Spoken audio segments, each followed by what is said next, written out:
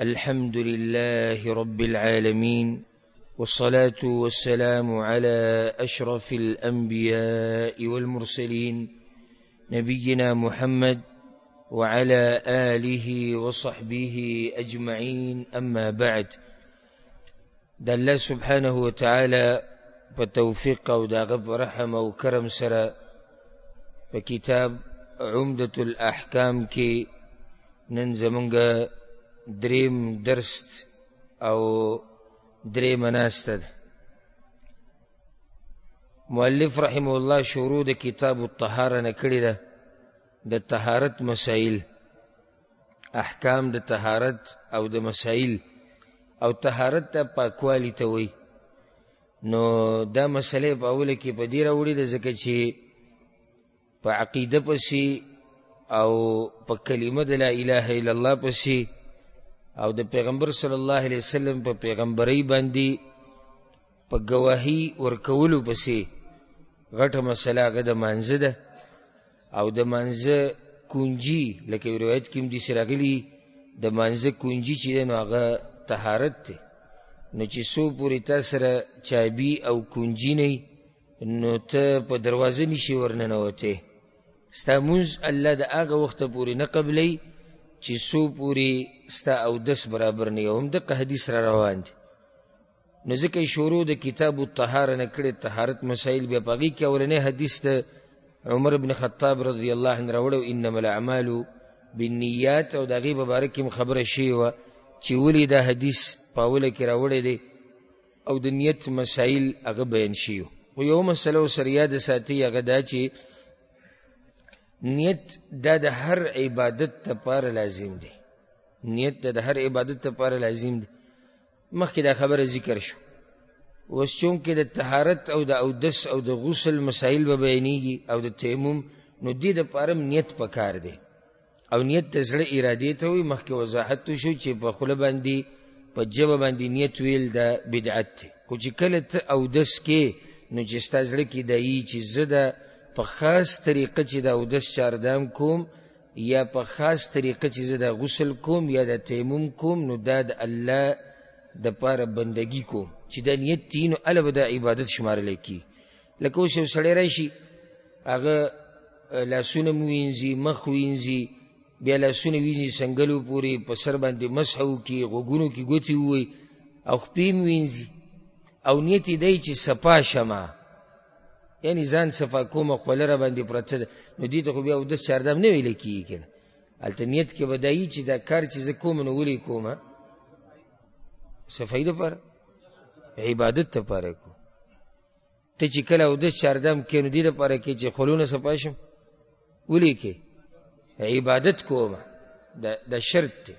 لکه اوس یو سړی سحر مانځه نه بعد خوراک نه کوي، ځان کموي، او یاره وایي ډاکټران وایي چې ډېر وخته پورې خوراک مه کوه او لږ خوراک کوه. سحر نه دی ځان باندې خوراک بند کړي او چې کله نور ډوب شي بیا خوراک شروع کړي. دا روجه ده؟ ولې نه ده؟ نیت د عبادت نه و، دی جواب دی. نیت خو د هغه دا و چې ځان د روټۍ نه منع کوم او د څښاک، دا نیت خو یو، خو دا پکې نه و تقربا الی الله چې دا کار زه په دې کوم چې الله ته نږدې شم. ځکه ما دا فایده تاسو ذکر کړی او تیر شوي درس کې چې د نیت یو فایده دا ده چې دا د عاداتو او د عباداتو په منځ کې فرق راولي. یو عادت دی بل عبادت دی، منځ کې به فرق په څه راځي؟ په نیت سره راځي. نور ظاهره کې خو کار یو شان دی، فرق چې کوم بنیادي راځي هغه په نیت سره راځي. که ته اودس چاردام کې، که ته غسل کې، که ته تیمم کې، دا به ته په دې نیت کې چې زه په الله ته نږدې کېږم. ها اوس یو شی د پرېښودو دی، هغې دپاره نیت ته ضرورت نشته، الا بعضو ځایونو کې هلته به جدا مسله ده. دویم حدیث په دې مبارک کتاب کې هغه د ابو هریره رضی الله عنه روایت دی. وی چې عن ابي هريره رضی الله عنه قال قال رسول الله صلی الله علیه وسلم، پیغمبر صلی الله علیه وسلم دا خبره کړې ده، لا يقبل الله صلاة أحدكم إذا أحدث حتى يتوضأ. الله نه قبلې مونځ په تاسو کې د یو تن اذا احدث کله چې اودس مات شي حتی يتوضا تر څو چې اودس نه کړي. بنیادی حدیث راو. دا حدیث امام بخاری راوړی، امام مسلم راوړی، خدا لفظ د بخاری دی. او چې کله دې سی ویلې شي کنه د آیات کې چې کله یو عالم دا وایي چې دا روایت امام بخاری راوړی، امام مسلم راوړی او لفظ د امام مسلم دی، نو معنی څه شو؟ لفظ د امام مسلم دی، یعنی دغه شان الفاظ په روایت کې د امام مسلم هغه دي، امام بخاری هغه لږ بدل دی، نور یو شان دي، مسله یو شان دي. دا حدیث کوم راوړی دی د امام بخاری د روایت الفاظ دغه شان دي، امام مسلم هغه لږ بدل دي، خودوانو د روایت راوړی. دا بنیادی حدیث دی. او امام مقدسی رحم الله د کتاب په اوله کې ویلو چې ما دا کتاب مختصر لیکلی، یعنی دا نه چې دې په یو مسله باندې یو حدیث راوړي چې په دې مسله باندې څو حدیثونه دي، یو دی نه. کله ګوره په یو مسله باندې په سوونو حدیثونه وي، په سوونو، خو یو عالم هغه ټول نه راجمع کوي، بلکې ټول راجمع کولی هم نشي، انسان کمزوری دی. دا دعوه څوک نشي کولی چې ما د الف نه د یا پورې چې دي کې څومره خبرې ده ما ټول راجمع کړي، نه. او کله یو عالم قصدنې نه راجمع کوي ځکه چې کتاب مختصر هغه جوړوي. نو دغه یو حدیث راوړی دا بنیادي حدیث دی په دې مسله چې د هغه وخته پورې مونځ نه کېږي چې څو پورې اودس نه کړي، چې کله اودس دې مات شي. دغه شان یو روایت دی امام بخاري امام مسلم راوړی، لا تقبلوا صلاة من احدث حتى يتوضا، ای کې دي سي نه قبلېږي مونځ د هغه چا چې اودس مات شو تر دې چې اودس نه کړي یا اودس وکړي. امام مسلم یو روایت راوړی دی، لا تقبل صلاة بغیر طهور یا طهور، نه قبلېږي مونځ بغیر د اودس نه. امام مسلم دا روایت راوړی. نو چې اودس دې مات شو، احدث حدث په عربی کې دا دغه ته وایي، دا اودس ماتېدو ته وایي. او اودس ماتېده بې اودسي ده په دوه قسمه، یو ته ویلی کېږي حدث اکبر، یو اصغر، یعنی هغه بې اودسي چې هغې سره په انسان باندې غسل لازم شي، لازم بلام بي، او هغه بې اودسي چې په انسان باندې چاردام لازم شي، اودس چاردام، نو دې ته حدث اصغر وایي. او دې زه نشم ویلی چې وړوکې اودس ماتې او غټ اودس ماتې، حالانکې مناسب دغه تعبیر دی، خو هلته پښتنو کې مشهور غټ اودس ماتې او وړوکې اودس ماتې، هغوی دا فرق په هغه څه کې کوي چې پرې دوو لارو باندې وځي. نو میچازو ته هغوی، تشو میچازو ته هغوی وړوکې اودس ماتې وایي، ډکو میچازو ته غټ اودس ماتې وایي. یعنی نور مناسب دی چې غټ اودس ماتې وویلی شي، معنی ده چې هغه اودس ماتې چې په هغې سره غسل لازمیږي، او وړوکې اودس ماتې هغه اودس ماتې چې هغې سره چاردام لازمیږي. خو هر حال کې د باندې حدث راغول. حدث دا په عربی کې اودس ماتې ته وایي چې داسې څه وشي چې په هغې سره اودس مات شي. دا حدیث په اوله کې راوړو، تا ته دا وایي چې یاده کې ای مسلمانه دا خبره چې د مانځه په صحت کې یو لوی شرط هغه اودس دی، او په دې باندې اجماع ده د امت اجماع ده، په دې کې د چا اختلاف نشتی. که چېرته چا داسې مونځ وکړو چې اودس یې مات او د اودس کولی شو، نو د ده دا مونځ باطل دی، دی به بیا دا مونځ کوي. که دا د قصدن کړی، که دا د ده نه یېري، او که دا د جاهلي، دا ورسره یاده کوي. یو سړی دی مونځ یې وکړو، موږ نه اکثر دې مسلې تپوس کېږي، مونځ یې وکړو، بیا وروسته ورته پته ولګي چې زما خو اودس نه و او زما اودس مات و، یېرو تې معاف دی، بیا به یې راګرځوي.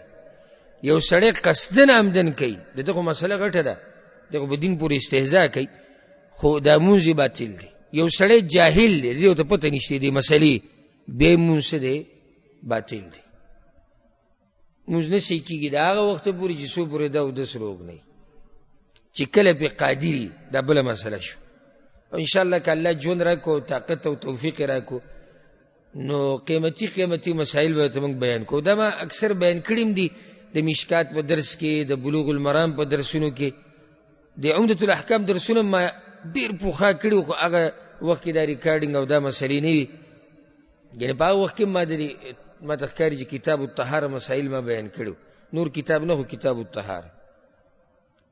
او دا هغه مسلې دي چې دې ته هر مسلمان ضرورت لري.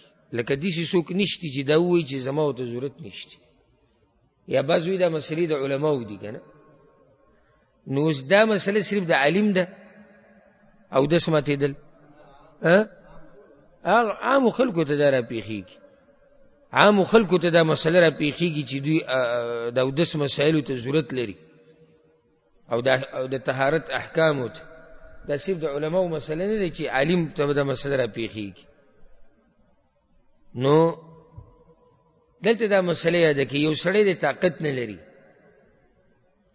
لکه مونږ وایو چې د هغه چا مونځ نه کېږي چې طاقت لري د اودس کول. یو سړی طاقت نه لري، نه د اوبو د استعمالولو نه د تیمم، او دې ته مسله وایي علما مسله د فاقد الطهورین. هغه سړی چې د هغه نه اوبه هم ورکې دي او خاوره ورسره هم نشته، نه د تیمم څه ذریعه شته او نه د اودس څه ذریعه شته. دغې بیا علماو پکې اختلاف کړی، فقهاو او اقوال ذکر کړي دي. څوک وایي مونځ به نه کوي، او څوک وایي د مانځه مونځ کوونکي پیښې به کوي او بیا به مونځ راوګرځي، څوک څه وایي څوک څه وایي. راجح قول دا دی والعلم عند الله، چې په کم حال چې دی په هغه حال دی مونځ وکړي او الله چې د هغې نه زیات تپوس نه کوي. ځکه چې الله قرآن کې دا خبره ذکر کړې لا یکلف الله نفسا الا وسعها بل ذکر الله فاتقوا الله ما استطعتم. او پیغمبر صلی الله علیه وسلم حدیث کوي اذا امرتکم بشیء فاتوا منه ما استطعتم. زه چې ته د کمې خبرې امر وکړم نو چې څومره پې عمل کولی شي ویې کړي. اوس د دې طاقت دغه دی، دلته نه اوبه میلاویږي نه تیمم. لکه یو سړی جیل کې پروت دی، یو سړی جیل کې پروت دی، نه د اودس په اوبو باندې څه طریقه جوړېږي نه د تیمم طریقه جوړېږي، نو دی په خپل حال باندې مونځ کوي. که یو سړی دا وایي چې تا خو وایي چې په دې باندې د امت اجماع ده، نو موږ اوس دا ذکر کړی چې د امت اجماع ده چې د هغه سړي مونځ نه کېږي چې د چا وس رسي د اودس ته کولو، او د ده وس نه رسي. نو چې وس یې نه رسي نو دی معذوره دی، دی معذوره دی او الله د ده په حال باندې ښه پوهه دی. نو دې دپاره دا حدیث راوړی دی او دا اجماعي مسله ده چې بغیر د اودس نه مونځ هغه نه کېږي. یو بله مسله به ورسره ذکر کړو. ګوره دا متن د حدیث یا د یو کتاب دا یو عالم ذکر کړي، بیا په وضاحت کې په شرح کې بیا هغې سره نورې خبرې ذکر کېږي. دا بعض ملګري ما ته میسیج وکړي یا دې ملګرو ته پیغام راورسوي، ده نه تپوس وکړي چې د کوم کتاب نه درسونه کوي. د هغوی مطلب دی چې دا یو کتاب لیکلی شوی دی او دا 12 کال روان دی او زه د هغې نه ما ته مخې ته پروت او بس یو خبرې ټولې د هغې نه روانې دي. نه، کتاب دا د عالم مخې ته چې پروت دی، دا یو متن یو حدیث بیا د دې وضاحت دی کوي.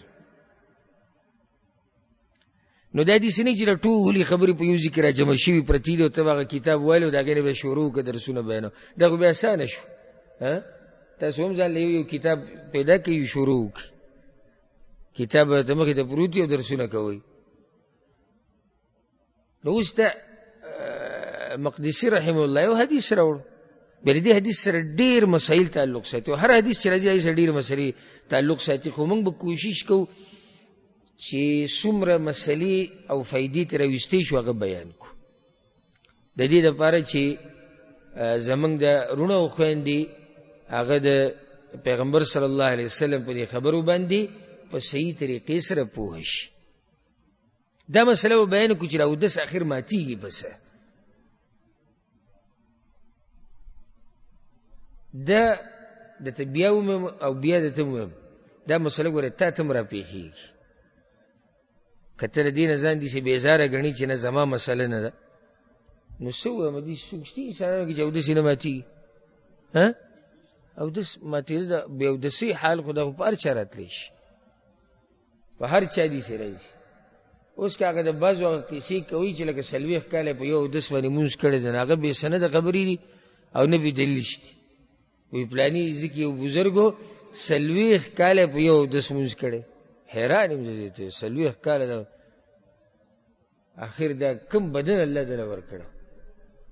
او یا داسې وایي چې 40 کاله د ماسخوتن په اودس ته سهار مونځ کړی، دا هم د نه منلو خبره ده.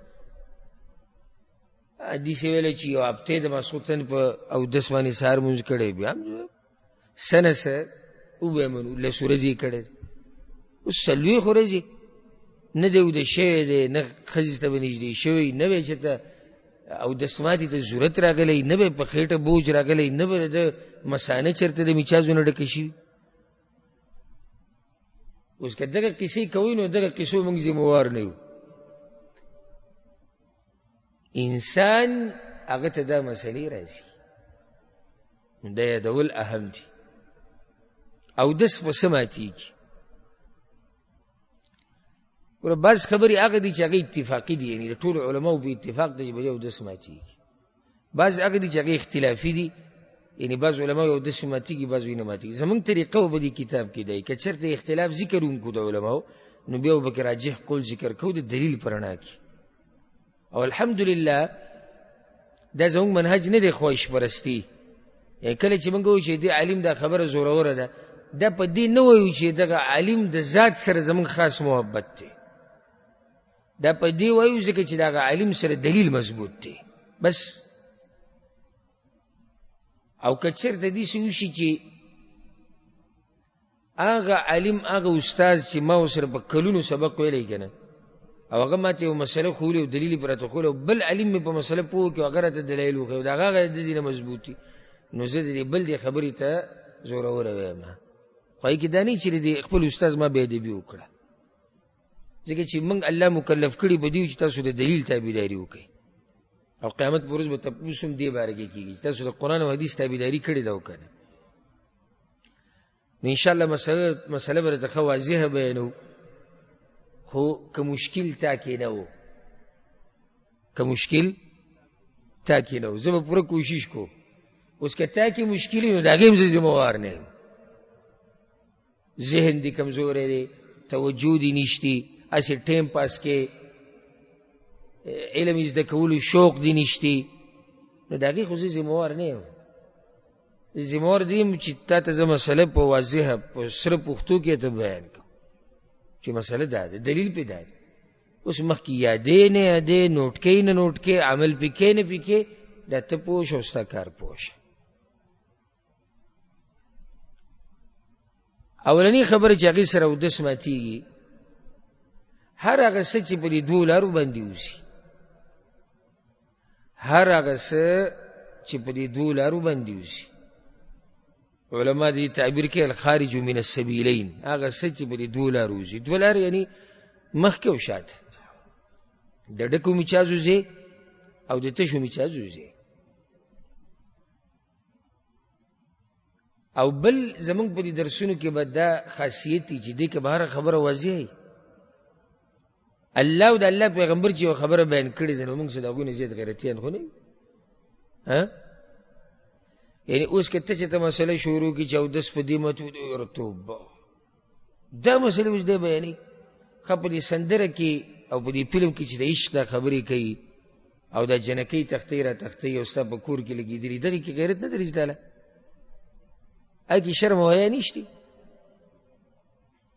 چې یو پلار د لوڼو سره ناستي، یو ورور د خور سره ناستي، او خاوند د ښځې سره، او دوی فلم ګوري او پردي سړي او پردی جنکۍ، دلته غیرت نه بیا. یا یو مولانا په منبر باندې لګي د دله زامنو او د دوز زامنو او داسې او دغه دا به وکوي او دغه به وکوي او د شپې داسې کوي او دغه کوي، ټول ورته خاندي. نر مولا دی او د ده په شان عالم وي پښتنو کې نشته. او تاسو پوه شوي چې څوک یادوم، د هغه په شان عالم وي سره شتي ده.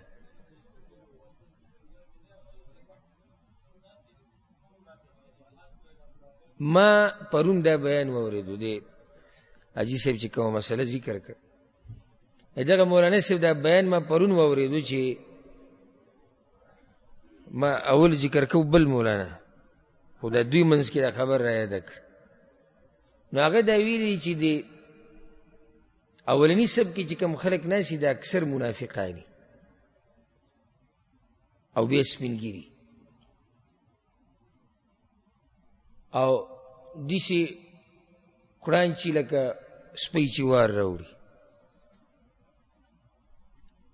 ګوره پیغمبر صلی الله علیه وسلم وی که تاسو ته د اولني صف اهمیت معلوم وی که نه تاسو به جګړه کړې وی په دې باندې چې زه اولنی صف غواړم. معنی چې اولني صف کې نیکان خلک کینی کیدی شي منافق پکې ناشي دا کیدی شي کې خبره ده خو نور منافق سړی د اولني صف کوشش نه کوي. الله د منافقانو مبارک وي اذا قاموا الى الصلاه قاموا کسالى اخو منزل نه راځي اخو په منځ کې سستی کوي اولني صف ته څنګه ځان را رسي او کچر ته رام شي اولني صف ته دغه بچ د سم خباستي سم مقصد وي څه طریقه وي خو نور عموما په اولني صف کې څوک نه شي مؤمنان نیکان خلک نه شي. دویم سپینګری د زمونږ د سر تاجونه دي. سپینګری هغه انسان دی چې پیغمبر صلی الله علیه وسلم د سپینګری چې الله تعالی سوچید کې الله له حیا ورشي حالانکه دا الله بنده دی ګوره کدی ډیرو سپینګری شو که څه شو داغه بنده دی خو هغه له دې بیا هم حیا ورشي داسې حیا والا رب دی زمونږ. نو پیغمبر صلی الله علیه وسلم هغه سړی زما په امت کې نه دی چې زمونږ د سپینګری عزت نه کوي او سپینګری خو خایسي د جمعات د درسونو د علاقې د کلی د کور په دوی باندې خو ارزې ښایسته کاري والله زه به خپل درس کې چې کوم مشران ینم نو دومره مې د هغوی سره محبت وي چې دومره محبت زما د ځوانانو سره نه وي ځکه چې د هغه مشران خلک دي چې الله د دوی نه حیا کوي نو زه به ترې حیا نه کوم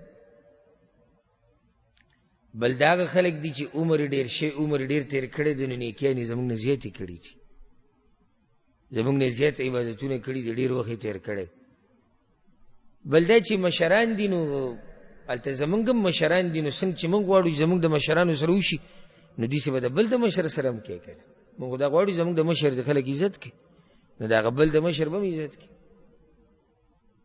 نو الله دې زموږ په حال باندې رحم وکړي چې کله په منبر باندې داسې خبرې کوي او سپینګیري او جومات پې ښایسته اوس که چې د سپینګیرې یو ناروا خبره کوي هغه جدا مسله ده پلانې اگر که سپینګیرې ده خو دا خبره غلطه ده دی کې خو څه نشته سپینګیرې دی خو دا خبره دا مسله غلطه ده دا خو شریعت ته دې نه منع کړی بیان یې سپینګیرې د عالم نه سوچت خو نه دی دا هغه عالم چې کومه کمزوري مسلې هغې ته هم ته کمزوري ویلی شي دا خبره کمزوري ده نو سپینګیری که چېرته جومات کې یو کمزوري خبره وکړي نو هېڅ خبره نه بله دا چې د سپینګیري چې څومره عمر زیاتېږي که نه نو د دوی ذهن کمزوری کېږي ضد راونیسي خپله خبره کوي زه یو وخت کې دا زموږ د جومات چې کوم دی دا خو زموږ د دلته اکثر پښتانه پکې او دلته یو اکثر بوډاګان نه وي که بوډاګان خو کیلو کې دي خو چې د سعودیانو علاقې ته لاړ شي د دوی په اولني صف کې ټول بوډاګان نه شي نو یو وخت کې زموږ یو استاد هغه ماته وویل زما څه کار دی په سفر باندې ځمه او ته به زما دا جومات یو څو ورځو لپاره به راځي مونځونه به کوې 15 ورځې ما ورته ویل صحیح ده درځم نو هغه سپینګیرو داسې ښایسته ښایسته سپینګیري داسې تقوادار وختونه به ناست په جومات کې او د دوی دا بیا بل شان ښه خلک دي الله یې په خوله بندي او په مخه د الله ذکر او د خیر کارونه نو هغه یو به ماته یې مونځ دې وګت کړو بل به نن دې اواز رو دی نن دې تیز دی او ما وارې ورته ویم ابشر دوی د عادت یې پوزه ما ورځې ګوت ما ابشر سبا نه به برابر کړو و دا سپینګیری د سره به څه چېړ چاړ کړي هغه په زړه کې یو خبره پرته ده پرېږده چې ویې کړي ویې کړه خبره وایي صحیح شو اوس که ناروا شروع کړي تنګول شروع کړي نو سړی په طریقه وایي چې خبره ناروا ده خو داسې چې دا خبرې سړی کوي دا غلطې خبرې دي الله دې هغه علماو ته هدایت وکړي چې کوم علما منبر هغه د دین نه علاوه د نورو مقاصدو دپاره استعمالوي نو خبره ما څه پورې راغستې وه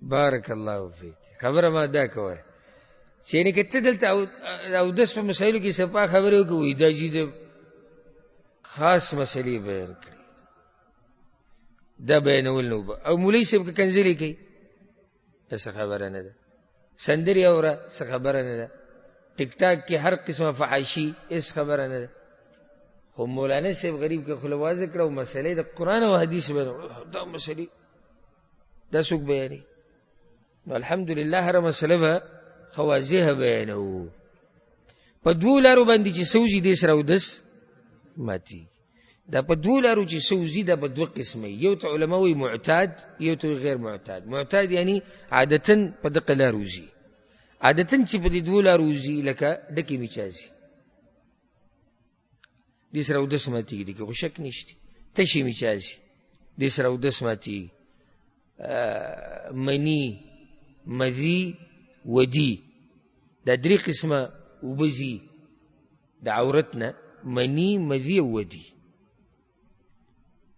فرق پدې کې هغه از د کول پکار دي ډیرو عوامو ته دا مسله ده چې بده او د سماتي یو کنه او غسل وکيو کنه او ان شاء الله هر ځکه مسله خپل روانه ده د دې زیات تفصیلا خو جسم سرسری ته یادي منی مذی ودی منی هغه وبوته وي چې هغه په شهوت سره د انسان نوزي خون ولا ورکی دغه وبوته دې ته منی وي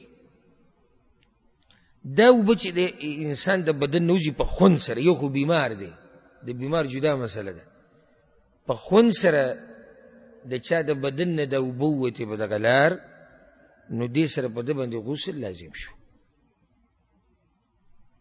مذی هغه سپینو وبوته وي نروبي وبي هغه ټینګی نه هغه چې کله سړی د شهوت خبري وکي یا سوچ وکي او د چا شهوت زوروري ډیر نو داغه نه دغه ټیم کې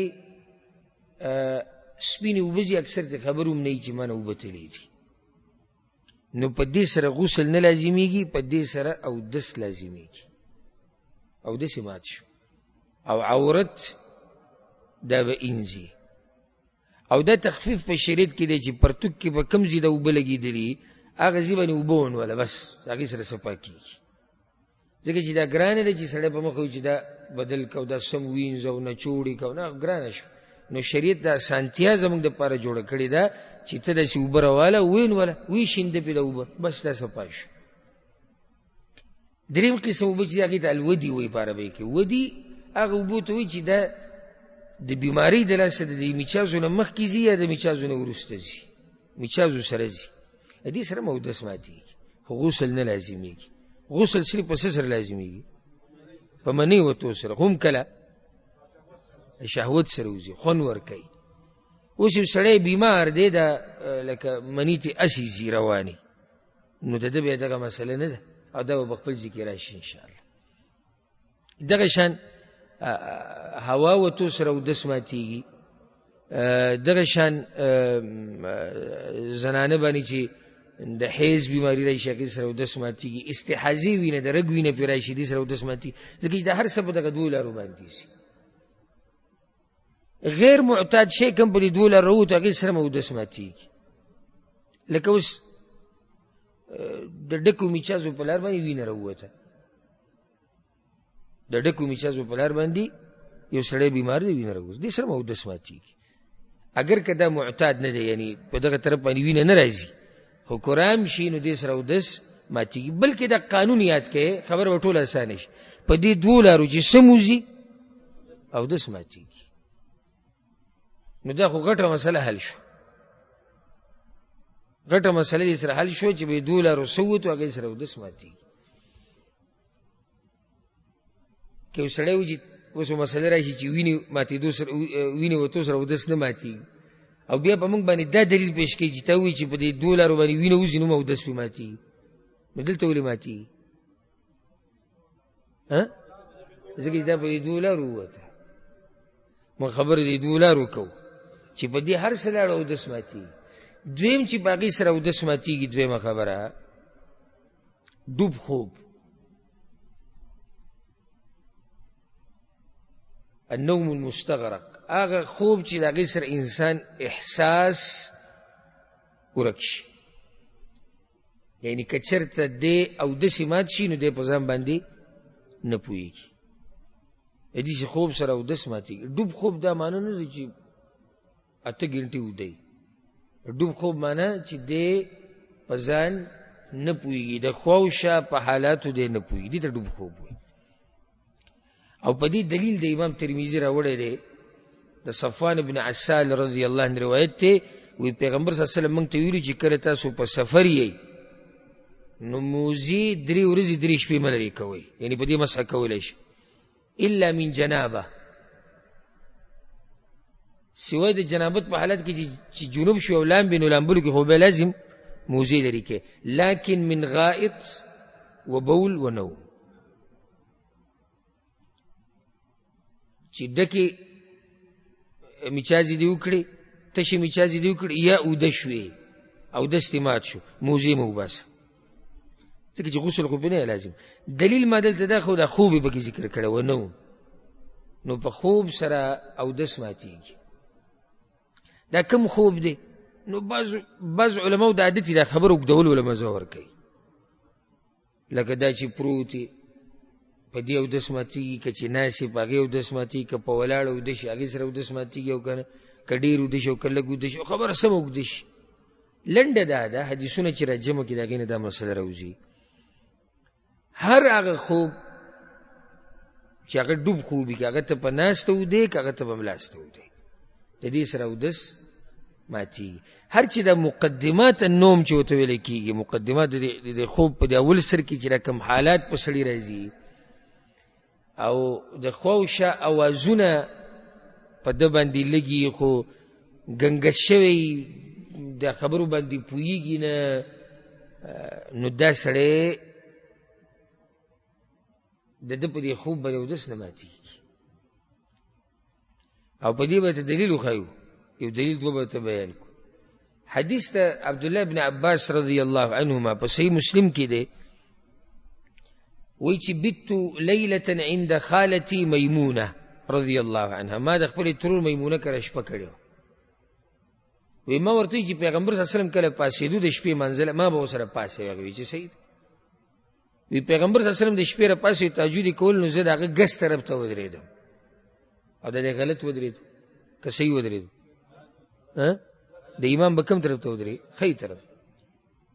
نو پیغمبر صلی الله علیه وسلم زه په منځه کې د خپلې ښی طرف ته کړم. نو د منځه په دوران کې چې به کله ماله خوب جټکې را کړي، نو پیغمبر صلی الله علیه وسلم به زما د غوږ د پوسکۍ ونیوه، داسې به یې وخوځوله. او بیا اوږد حدیث دی مخکې. دې حدیث کې مسله ده، ګوره وایي ماله به خوب جټکې را کړي، خو که اودس یې دې سره مات شوی وی، نو پیغمبر صلی الله علیه وسلم ورته بیا وایي چې لاړ شه څه وکړه اودس وکړه، خو پیغمبر صلی الله علیه وسلم ورته دا نه دي ویلي چې اودس وکړه. نو دا د خوب د مقدمات چې کومې دا په اوله کې به سړي جټکه را شي او داسې خواوشا داسې پوهېږي چې سړي کې ناست یم او دا خو لکه نور جوور پکې نه پوه، نو دې سره اودس نه ماتېږي. په دې یو بل دلیل هم دی، انس بن مالک رضی الله عنه روایت دی په صحیح بخاري صحیح مسلم کې، وی پیغمبر صلی الله علیه وسلم یو پیر د یو کس سره جرګه کوله او د منځه دپاره اقامت وشو، خو خبرې دومره اوږدې شوې چې د هغه په ملګرو باندې خوب راغی. لویه جرګه یې کړې ځکه چې خوب راشي په صحابه کرامو باندې. بیا راغی او امامت یې وکړ. دا د صحیح مسلم لفظ دی. امام بخاري یا د صحیح مسلم په بل لفظ کې داسې راځي چې د پیغمبر صلی الله علیه وسلم ملګري به وده شو، ثم یصلون، بیا به لمونځ وکړو، ولا یتوضؤون، اودس به یې نه کوو. اصلي کې ته فایدې ذکر کوم، که تا سره دې کتاب ترجمه پرته وي دا حدیث ته داسې ووایي، ته به څه پوه شي، نورې ګډې وړې فتوې به شروع کړي. حدیث دا دی، ګوره د پیغمبر صلی الله علیه وسلم ملګري به ینامون، اوده کېدو، بیا به یې لمونځ کوو او اودس به یې نه کوو. دا ترجمه ده، او تا سره ترجمه پرته وي، نورې فتوې به ورکړي چې دا به چا راوستي دي چې په اودس سره چې د خوب سره اودس ماتي. راشه موږ سره دلیل دی په صحیح مسلم کې چې صحابه کرام به وده کېدو بیا به مونځ کو بیا اودسه اودس به نه وکړي. د دې وضاحت به تاسو علم لو شي چې کله تاسو سره علم یو د علماو سره کېنی یو بل حدیث کې دي سره راځي امام ابو داود راوړي د دې حدیث وضاحت کوي. وې د پیغمبر صلی الله علیه وسلم ملګرو به د ماسوتن د منځ انتظار کو او پیغمبر صلی الله علیه وسلم به دا خو خوله چې ماسوتن د منځ لیټ کی حتی تخفق رؤوسهم تر دې چې دغوی سرونه به راځوړن شو. ثم يصلون ولا يتوضؤون بیا به منځ کو او دس به نه وکړي. چې سړی ناسي او دا سر د راځوړندېږي نو دا کوم خوب دی؟ ابتدایي حالات کنه جوړ خوب دی. نو اوس دا حدیثونه به څنګه راجمع کوو؟ دا حدیث راجمع شو چې دا صحابه کرام باندې چې کوم حالات راغلي دي دا جوړ خوب نه دی. صفوان رضی الله عنه حدیث دا خوب د پاره دی چې هغه جوړ خوب نو راجمع شو. اوس که چېرته داسې خوب پته راشي چې ته پکې احساس دی ورک شوی د خوشا په حالاتو نه پوهېږي دا جوړ خوب دې سره اودس مات شو ځکه ته به ځان هم نه پوهېږي او سرسري جټکې مټکې سړی وایي نو په دې سره اودس نه ماتېږي. او دا ځوانان خصوصا د مصر دا خلک نه دي د مصر د مرګ دا خلک په حرم کې چې پراته دي دا یاران وده پراته جوړ او چې اقامت شي ودرېږي زر په باندې باندې پته د دوی خوب نه ماتېږي. دوی څه ګوره څه دلیل دی که نه دا زیت بیا بل څوک نیسي څوک بیا دا زی بل څوک نیسي. نو دا زی ساتل لازم دي دلته که د مونځ د اودس په حالات کې کول مونځ اودس په حالات دغه مونځ الله تعالی قبلوي تا زی ونیوځه زی دې ونیو مونځ دې موکو او مونځ در الله قبول نه کړو ته کې دلته څه.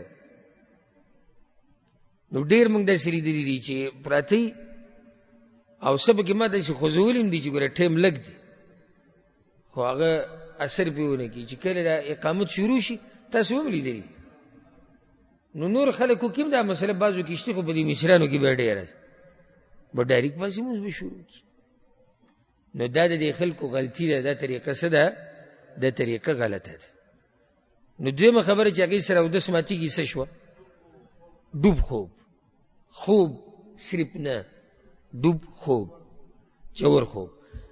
ځکه صرف خوب ووایو نو خوب خو اقسام دي که نه خوب اقسام دي بیا دا فرق پکې هم نشته چې په ناسته او په ملاسته خو چې خوب دې ډوب و جوړ ته پسې نه پوهېده بس دا دې سره اودس ماتېږي. درېیمه خبره چې هغې سره اودس ماتېږي د عقل ختمېده. د عقل ختمېده دې سره اودس ماتېږي. عقل په څه ختمېږي؟ په لیونتوب بېهوشي نشه داسې بیماري راشي چې سره عقل ختم شي نو دې سره اودس مات شو. ولې اودس مات شو؟ په ځان نه پوهېږي. اوس یو سړی بېهوشه دی دې ته څه پته وي دا اودس روغ دی که نه دی؟ لیوني ته څه پته وي زما اودس روغ دی که نه دی؟ عقل یې بند شوی دی که لیوني م عقل بند عقل بندېده دې ته نه وي چې سړی به بېهوشه پروت وي. عقل بندېده یعنې عقل کار پرېښو او کېدای شي بدن ویښي خو عقل بنیاد دی چې عقل لاړ اودس مات شو. او په دې به ته یو دلیل وښایو د الله په توفیق سره. هغه مشهور حدیث دی په صحیحینو کې هم دی او په نورو کتابونو کې هم شته. پیغمبر صلی الله علیه وسلم باندې چې کله بیماری راله هغه بیماری چې په هغې کې پیغمبر صلی الله علیه وسلم وفات شوی نو یو وخت کې پیغمبر صلی الله علیه وسلم اراده وکړه چې مانځه ته وشي. تاسو ته به یې دی هغه واقع نو څو پیرې پې اوبه واړولې او پیغمبر صلی الله علیه وسلم بیا څه شو؟ بېهوشه وشو. چې په هوش کې به راغی بیا به څه چل وکړو؟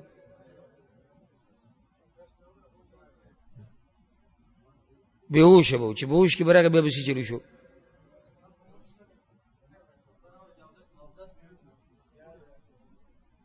اوبه به بیا وانړولې.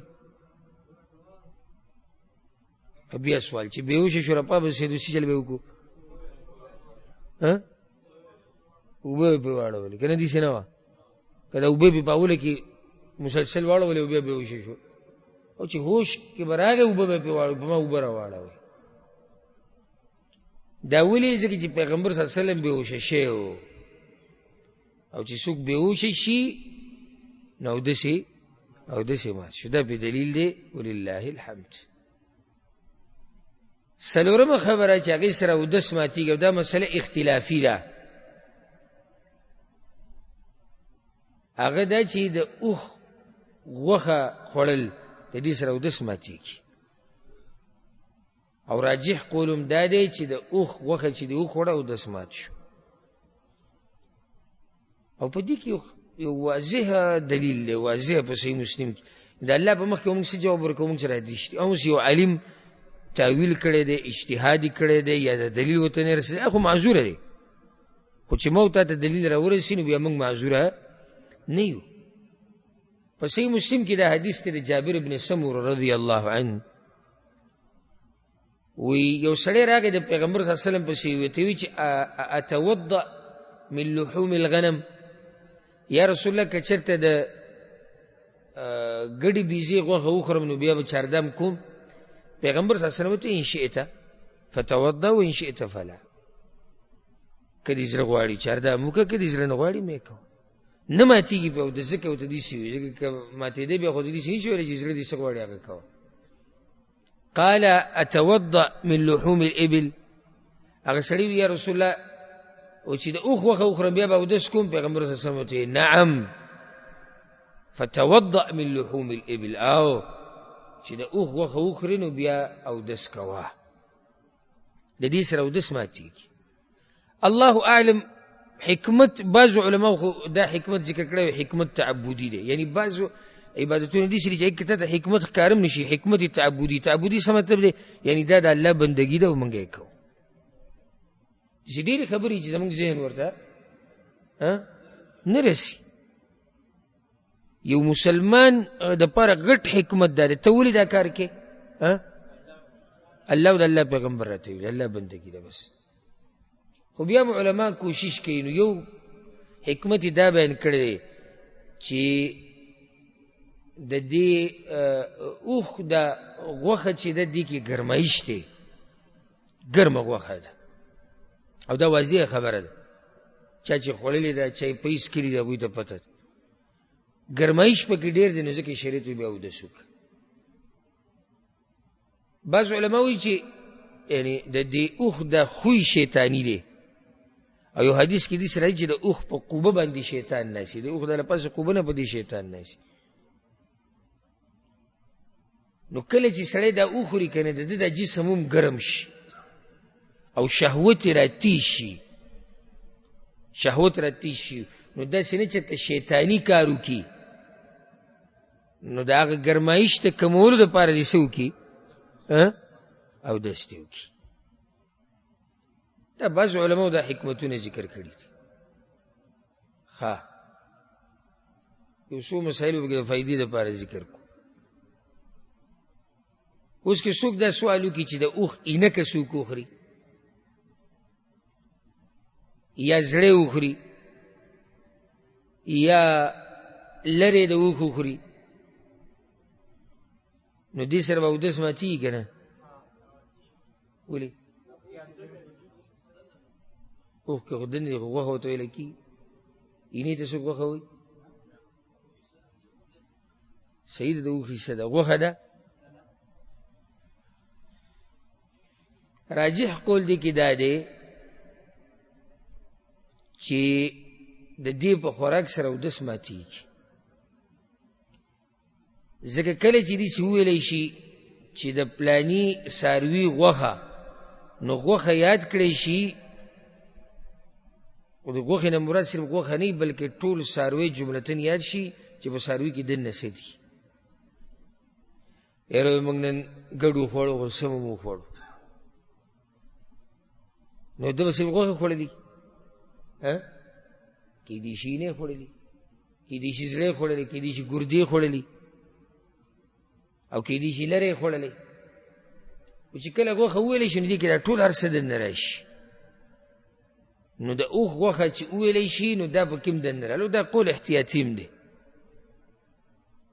که د اوخ اینا یا لرې او دا قسمه څوک څه وخوري نو دې سره اودس ماتیږي.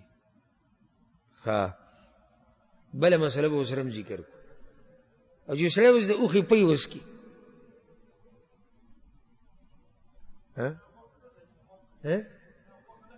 دا غوښه نه شوه، بل څه جواب؟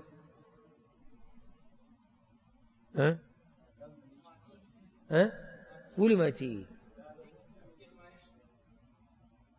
غوښه خو نه ده که څنګه؟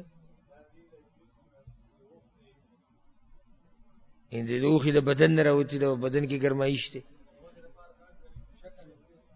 دلیل نشته. یو قول دا دی د علماو چې د به نه اودس نشته، او چې سړی پکې سوچ وکړي دوی دا خبره زړه ته پورې وځي، هغوی وایي په دې دلیل نشته چې پی وڅکو سره اودس ماتېږي. دویم قول دا دی چې دې سره اودس ماتېږي، او هغوی یو حدیث ذکر کوي توضؤ من البانها. پیغمبر صلی الله علیه وسلم نه چا تپوس وکړي چې د یوخانو دا پی چې وڅکو نو بیا اودس وکړي، اودس کوئ. که دا حدیث صحیح بیا خو مسله واضحه وه، خو دا حدیث سندن کمزوری دی. دې کې یو راوي دی حجاج ابن ارطاء ورته ویلی کېږي، د هغه د لاسه روایت کمزوری. دریم قول د بعضو علماو دی، او شیخ الاسلام ابن تیمیه رحمه الله له ترجیح ورکړي، شیخ ابن عثیمین ولم ورکړي ده، وی اودس کول غوره دي، احتیاط پکې دی، او په دې باندې به زړه مطمئن چې اودس کول غوره دي. یعنې د اختلاف نه پته څه شوي ووایي چې کله کله علماو په یو خبره کې اختلاف راشي نو سړی هغه لار بیا اختیارولی شي چې د اختلاف نه پې سړی وځي. په چاردام باندې دومره ټیم نه لګي وي خبره مسله به ورسره ذکر کړو. که د اوښ د غوښې شوروا څوک وڅکي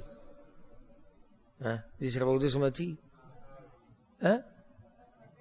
ولې؟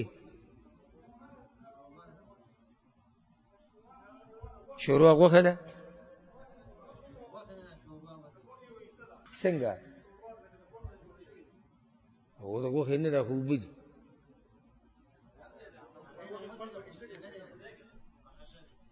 یعنې خون سره اودس ماتېږي؟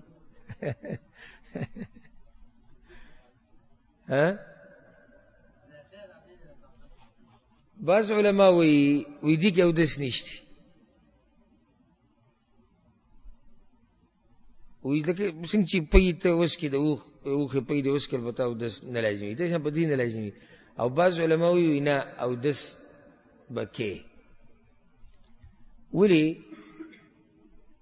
وایي د دې غوښې خون په دې شوروا کې شته،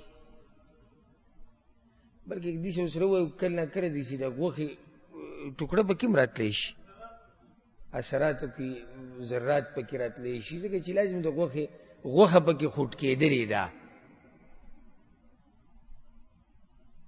او په دې یو ښکلی دلیل بل به ذکر کړو. اوس د خنزیر غوښه ده او په هغې کې شوروا جوړی شي، دا شوروا به حلاله کې حرامه وي. ولې؟ هلته خنزیر حرام دی، نو چې په دې غوښه اودس ماتېږي د دې په شوروا هم اودس ماتېږي. والله اعلم. او دا قول د دې بل نه مضبوط ښکاري، الله اعلم. یو ورځ ما یو کس ما نه تپوس وکړو د یو مسلې، ما ورله جواب ورکړو، جواب په اخر کې ما وویل الله اعلم. نو یو خبره دې بیا شکي کړه، ما ورته ویل چې 100% یقیني خبره درته وکړم بیا به راته ووایم الله اعلم، الله ښه پوهېږي. دا خبره د شک دپاره نه، دا خبره دې دپاره چې یو خو د الله شان بیان شو نو بل انسان کمزوری دی، که څه کوتاهي شوي نو عذر مې درته بیان کو چې زما علم هغه کمزوری علم دی، علم پوره خو د الله سره دی. او دا د علماو طریقه ده، دا هغه صحابه کرامو د دور نه واله او د اوسه پورې قیامت پورې چې هغوی مسله بیان کړي نو دا ورسره ووایي الله اعلم، الله ښه پوهېږي.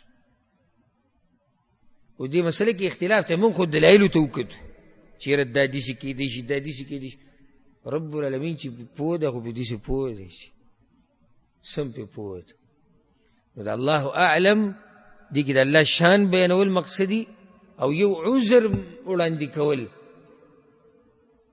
چې وایي که زه هر څه ویم خو علم زما څه دی هغه کمزور دی الله وایي وما اوتیتم من العلم الا قلیلا تاسو چې کوم علم درکړی شوی دی هغه لږ علم دی ښه نو څو خبرې شو کمی په دوو لارو چې څه وځي په ډوب خوب د عقل ختمېدل او د اوښ غوښه چې وکړي څلور خبرې شو پنځمه دا مې اختلافي ده وضاحت به وکړو د عورت سره لاس لګول بغیر د پردې نه بغیر د حائل نه دا سره پکې لازمیات ساتي ځکه که د عورت او د انسان په منځ کې کپړی کاغذي او پاغي د پاسه د لاس ولګي نو هغې سره اودس نه ماتي مسله دا ده چې کله منځ کې څه نه او عورت سره لاس ولګي نو ماتي وکړي دا اختلافي مسله ده بعض علما وایي نه ماتیږي او بعض وایي دې سره ماتیږي او مضبوطه خبرم دا ده چې د عورت سره لاس لګول د ذکر سره لاس لګول دې سره اودس ماتیږي او په دې دلیل دی حدیث کې راځي امام ترمذی راوړی دی او په نورو کتابونو کې مشتي د بصرة بنت صفوان رضی الله عنها پیغمبر صلی الله علیه وسلم من مس ذکره فلا يصلي حتى يتوضا کم سړي چې د خپل ذکر سره لاس ولګو مخصوص اندام چې کم د عضو خاص څه وته وي چې د دې سره لاس ولګو نو دا هغه وخت پورې د موز نه کوي چې څو پورې اودس نه کړي دا واضح دلیل دی بعض مولیان کم چې وایي چې نه حدیث اودس نه وتی وي دا یو حدیث نه یو نه الحمدلله په دې کې د 15 نه زیات حدیثونه شته چې عورت سره چې لاس ولګي اودس ماتي اثر خو لا پرې ده اثر خو ډیر دی او بعض وی دا یعنی د بعض علماء ته زه حیران شم وی دا پیغمبر نه چې روایت چا بیان کړی دا زنانه ده او زنانه څنګه دا مسله بیان دا اوس خبره شو یو زنانه د پیغمبر صلی الله علیه وسلم نه حدیث واوریدو امت ته بیان کړي کې څه دي سبق کیشتي ها اوس د پیغمبر صلی الله علیه وسلم بیان ډیره مسلې مونږ ته نه دي بیان کړي کني ډېر نو اوس موږ به څه وایو چې دا زنانې دې څنګه بیان کړي دا اوس خبره نشو نو عورت سره چې لاس ولګي دې سره اودس ماتیږي یاد کې اوسره دا خبره چې بعض رونه دا سوال کوي لکه اوس یو سړی د دبور سره لاس ولګي کې خو عورت مخې ته اندام چي دي او شاته اندام سره سړی لاس ولګي دې سره اودس ماتیږي او کنه یو روایت کې دې سره راځي بعضو طرقو کې راغلي د من مس فرجه چا چې د خپل فرج سره لاس ولګو او دا فرج په عربی کې قبول تم وي او دبور تم وي قبول تم وي او دبور تم وي نو احتیاطي قول هم دا دی چې څوک د خپل عورت سره نو عورت کې دنه سره الو دوه عورتونه دبور او قبول کچا د دبور سره لاس ولګو او د سمات شو چې د قبول سره لاس ولګو دا د سمات شو بل مسله دلته دې کې زنانم داخلي دا دې کې د زنانم داخلي ځکه چې دا حدیث کې فرج ټکی راغلی دا عام ټکی نو زنانه چې د خپل عورت سره لاس ولګي نو او دسي ماتیږي دلته بل مسله یو سړی دی د قبول او د دبور په خو شکل لاس ولګي لکه ورنانو سره لاس ولګیدو یا د دې نامنه لاندې لاس ولګیدو به شکی ته پوس کې چې د سره اودس ماتي او کنه د سره اودس نه ماتي او دس خاص د اندام سره چې لاس ولګي هغه سره اودس ماتي صرف د اندام سره هغه سره چې لاس ولګي او د قشن شات هغه سره اودس ماتي کم زی چې د ډکو میچازو دی هغه سره لاس ولګیدو او دس ماتي نور نه ها کوم علماء چې وی چې د سره اودس نه ماتي هغه یو حدیث پیش کې حدیث د طلق ابن علی رضی الله عنه پیغمبر صلی الله علیه وسلم نه چاته پوښتنه کوي یا رسول الله وی دی عورت سره چې لاس ولګي او دس ماتي کنه پیغمبر صلی الله علیه وسلم ته انما هو بضعه منك یا بضعه منك او استاد جسم یو ټوکړه د بدی سره د څنګه ماتي. یو جواب د دې دا دی چې قیس ابن طلق دا روایت په دې کې د محدثینو اختلاف دی چې دا صحیح دی که کمزور دی او ډیر محدثین سندن کمزوري کوي. هغه بل حدیث مقابله نشي کولای، هغه سندن د دین زورور دي. دویمه خبره ده چې هغه خبره په ډیرو روایتو کې راغلي دي چې عورت سره لاس ولګو او د سمات شدل ته دی روایت کې راغلي دی او دې کې اختلاف دی. کوم علماء چې د حدیث ته صحیح ویلي دي وی دا حدیث حسن درجه کې دی، صحیح نه حسن، نو دا غیم به جواب کی هغه جواب بازو دا کړی دی وی دا روایت منسوخ دی، یعنی مخکې مسله دي سوا بیا منسوخ شو چې نه لاس ته ولګو د سمات شو. خو نه د دین ښه جواب شتي هغه دا پیغمبر صلی الله علیه وسلم چې دې کس ته وی چې دا عورت هم ستا د جسم یو ټوکړه ده، دی په هغه وخت کې ورته وی چې کله په کپړه له پاسه لاس ولګي، لکه اوس یو سړی په کپړه له پاسه په خپله خېټه لاس وهي، نو دغه شان که دا سړی په خپل عورت لاس وهي په کپړه له پاسه، خو د هغه د جسم یو اندام دی نو او داسې ورسره ماتېږي نه ماتېږي. بعضو علماو پکې دا فرق ذکر کړی، دا پکې بل فرق دی، وایي دلته مراد دا دی چې که لاس دې بغیر شهوته ولګو نو اودس نه ماتېږي، که شهوت سره دې ولګو نو اودس مات شو. خو زما خپل ځاني زړه په دقه مطمئن دی چې اودس لاس دې ولګو که شهوت ته او که غیر شهوت ته اودس شو مات شو. دې حدیث سره به څه کوو؟ دا خو یو سندن بعضو علماو کمزوری کړی، که صحیح هم شي نو دې به څه جوابي کپړې د پاسه یو سړی د خپل عورت سره لاس ولګو، که مخکې لګي که شاته لګي او کپړې شتي یا منځ کې بل څه حایل دی، کاغذ دی، پلیشتک دی، هر شی چې دی نو دې سره اودس نه ماتېږي. ورسېدو بېګانه ها دغه شان د غسل په دوران کې چې رسول الله صلی الله علیه وسلم اودس ماتېږي. یو کس ته نن سبا خو دا وخت نه مخکې مفتیان ډېر شي دي چې فیسبوک راوتی دی، هر سړی فتوی ورکوي، نو یو کس سوالات جوابات کول او سوالات جوابات هم لایو مباشر او بره څه لیکلي عنوان چې د چا څه قسمه سوالي کوي او عجیبه دا د جوابونه چې ورکوي دی د مدرسې په شام نه دی تللی، دا بیا ډېر عجیبه وي. ناکس ورته وایي مولانا صاحب چې دا عورت سره چې لاس ولګي اودس ماتېږي، او دا چې موږ چې لامبو او د لامبلو په دوران کې دا مسله به ته زه دلته نه جواب کوم، دا به پرېږدو د غسل مسایلو ته، یو به ستاسو شوقي او بل چې لږ د دې مسلو قدر درته معلوم شي. نو د غسل په دوران کې چې لاس لګي دې سره به څه کوو؟ و د سره خو مخکې ماتې نشتي ځکه چې هلته علم نشته، وایي لاس ته تیلې اچوه که نه دا ما په خپله اورېدلې، په خپله یو که سړی وایي چې چا راته وي، نه ما په خپله اورېدلې. هغه ورته وایي مولوي صاحب چې زه لامبم او عورت سره لاس ولګي دا خو اودس بیا مات شو، نو دا به څه کوو؟ تیلې اچوه. نو دا به کوم هغه نیمه مسله راویستې چې غسل کې نو لاس ته تیلې اچوه. دا مسله به راشي چې څه به کې او په څه طریقه به دا غسل کې، دې مسلې وضاحت به انشاءالله د غسل په مسایلو کې کوو. الغرض عورت سره چې لاس ولګېدو نو اودس مات شو. اوس دلته یو بله مسله به ته بیان کړو، څه به یاد ساتئ. یو سړی دی د هغه د لاس شا د عورت سره ولګېده، په دې اودس ماتېږي؟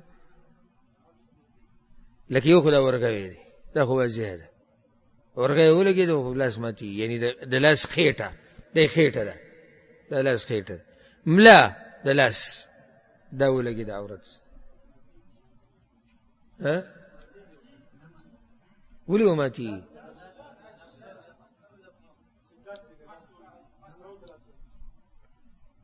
یو قول دی کې د علماو شتي وایي دې سره اودس نه ماتېږي، دا د امام مالک قول دی او د امام شافعي هم دی، امام اسحاق ابن راهوی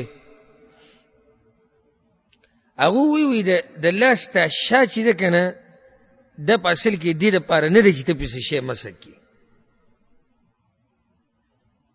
نو د دې داسې مثال یې لکه چې یو سړی په خپل زنګون سره یا په خپې سره عورت مسکی نو دې له اعتبار نشته، داسې عقلي خبره کوي. بل طرف ته قول دی چې نه ماتیږي دې سره اودس، دا د امام عطا، امام احمد بن حنبل، د هغوی قول دی. هغوی یو دلیل پیش کوي، وي پیغمبر صلی الله علیه وسلم حدیث کې وایي، امام احمد دا حدیث راوړی دی، پیغمبر صلی الله علیه وسلم وایي سبحان الله څومره ناشنا روایت دی، ګوره فیصله د ټولو خبرو. اذا افضى احدكم بيده الى فرجه، هغه تیر شوي مسلې وضاحت دلته اوس ګوره، چې تاسو کې یو سړی خپل لاس د خپل فرج سره ولګوي، فرج شاتم دی مخې ته، دواړو ته فرج ویلی کېږي، لیس دونها حجاب، او په منځ کې حجاب پرده نه وي، فقد وجب علیه الوضوء، نو په ده باندې اودس لازم شو. هغو دا وایي چې دا لاس چې کله ویلی شي په عربۍ کې، نو دا د لاس دی خېټې ته هم ویلی کېږي او شا ته هم ویلی کېږي. والله اعلم د دوی دا قول چې دا مضبوط ښکاري، نو که دا لاس شا ولګي د عورت سره نو هم اودس ماتیږي. حدیث سره بله مسله ذکر کو، یو سړی دی د هغه سنګل ولګېده د عورت سره،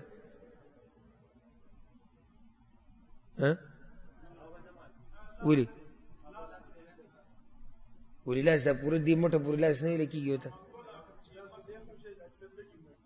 نه هغه جدا مسله شوه. اوس کېدی شي مونږ وایو اکثر مسلې د علم دپاره دي چې علم زیات شي، او داسې ولې نشي کېدی، دغه خو نه ده، نادره خو نه ده، بالکل کېدی شي.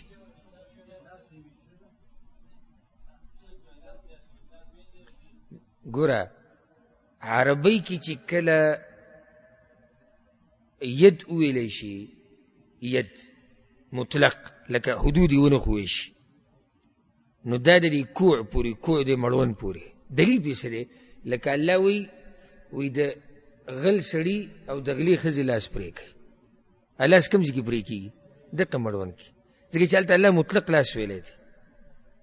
ها اوس ګوره چې کله پیغمبر صلی الله علیه وسلم حد کېښو لکه چاردام کې، وی د سنګلو پورې، هلته بیا حد بیان کو.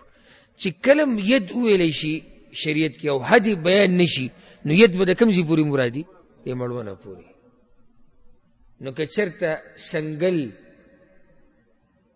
ولګېده د عورت سره، نو په دې سره اودس نه ماتیږي.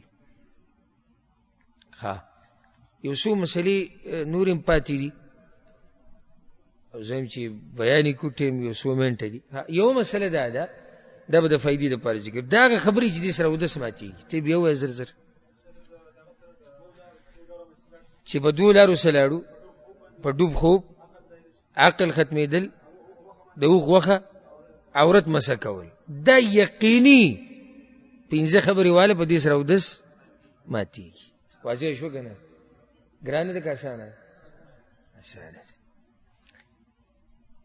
اوس سوال دا زړه کې راځي چې الټۍ کولو سره اودس ماتېږي او که نه؟ په دې کې م اختلاف دی، خو صحیح خبره دا ده دلیل په رڼا کې چې الټۍ کولو سره اودس نه ماتېږي، ځکه چې په دې باندې دلیل نشتی صحیح مضبوط چې الټۍ چې چا وکړې دا اودس ماتېږي. بعض علما یو حدیث پیش کوي، وي ابو الدرداء رضی الله عنه وایي چې پیغمبر صلی الله علیه وسلم الټۍ کړې وي، نو بیا وروسته چې کله مونځ کوو نو چاردام یې کړی و. اوس دا امام ابو داود دا حدیث دا صحیح حدیث دی، خو دې کې کوم ځای کې چې الټو د لاسې اودس مات شو، لکه اوس ګوره صحابي څه وایي، وایي زه پیغمبر صلی الله علیه وسلم سره وم، هغه څه کړې وي؟ الټۍ کړې وي. وایي د مانځه وخت چې راغی چاردام یې وکړو. و دې چې کوم ځای کې چې د الټو کولو سره اودس مات شو، ولې داسې نشي کېدی چې د پیغمبر صلی الله علیه وسلم اودس په بل څه مات شوی؟ او اودس خو هغسې هم تازه کوي، پیغمبر صلی الله علیه وسلم د عادت و چې اودس به یې تازه کو، او داسې هم کېدی شي چې د الټۍ کولو نه مخکې اودس ماتي، احتمالات خو ډېر شتي که نه؟ نو داسې واضح دلیل په دې باندې نه دی. او بل د الټۍ ولې ورسره اودس ماتېږي؟ نو راجح دا دی چې د الټۍ کولو سره اودس نه ماتېږي. دغه شان د وینې وتو سره اودس نه ماتېږي. کاغه غاښ زخمی شي، کاغه په پوزه باندې وینه رااله، او کاغه د بدن د باقي سزي نه وینه ووته، په دې صحیح دلیل نشته چې وینه وتو سره اودس ماتېږي. بلکې الحمدلله داسې بېشماره دلایل شته په دې خبره باندې چې وینې وتو سره اودس نه ماتېږي. صحابه کرام مبارک راځي په دې مخ باندې به دانه وه، لکه عبدالله بن عمر، ابو هريره رضی الله عنه، په دې مخ به دانه وه، به داسې وګروله ماته به شو، هغې نه به وینه روانه شوه، زه به یې صفا کوم، منځه باندې به ودرېدو. او دغه شان دغه صحابي قصه مشهوره ده، هغه انصاري صحابي چې بارک الله فیک، عباد بن بشر، هغه څوکۍ کوله او په غشو باندې ولګېد، وینه ترې روانه وه که نه، او مونځ یې پوره کړو که نه، مونځ یې پوره کړو. نو که دې سره اودس ماتېدی، پیغمبر صلی الله علیه وسلم به ویلی، پیغمبر صلی الله علیه وسلم خو د قصې نه خبر شو، ویلی به وي چې ستا دا مونځ صحیح نه دی ځکه چې ستا اودس مات شوی. نو وینې وتو سره هم اودس نه ماتېږي. خو بعض علما دا وایي، امام شافعي مذهب والا وایي زنانه سره چې لاس ولګي اودس ماتېږي. خو دا خبره کمزوري ده، بلکې راجح قول دا دی د دلایلو په رڼا کې چې زنانه سره لاس لګولو سره اودس نه ماتېږي، که دا خپله ده او که دا پردی ده، الا چې ستا نه څه لاړ شي، نو هغه بیا اودس د دې څه د تلو د لاسه مات شو، ورسېدی بي که نه. لکه یو سړی د خپلې زنانه سره لاس ولګو، اصطلاح نړو، هسې سلام یې ورسره وکړو یا په بله څه خبره کې لاس ولګېدو، نو ولې دا اودس ماتېږي؟ نو په دې باندې هغوی مضبوط دلایل ورسره په دې باندې نشته. او د امام ابو حنیفه رحمه الله دا قول دی چې دې سره اودس نه ماتېږي، همدا قول مضبوط دی، او دا دلیل دی په دې باندې چې الحمدلله موږ ګورې د خواهشاتو تابعداري نه کوو. بعض وایي دا اهل حدیث د امام شافعي په مذهب دی، وایي دا د امام شافعي نه. الحمدلله موږ د ټولو دا مذهبونه منو، موږ امام شافعي منو، امام ابو حنیفه منو، امام مالک منو، امام احمد بن حنبل منو، او دا نور امامان منو، یوازې د څلور امامان نه دي.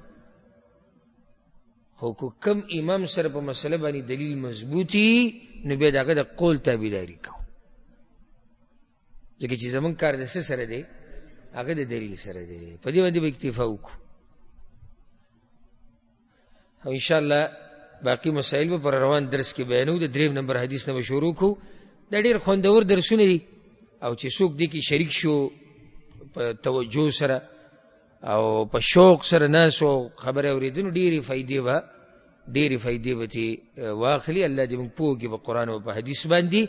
هذا والله أعلم، وصلى الله وسلم على نبينا محمد وعلى آله وصحبه أجمعين.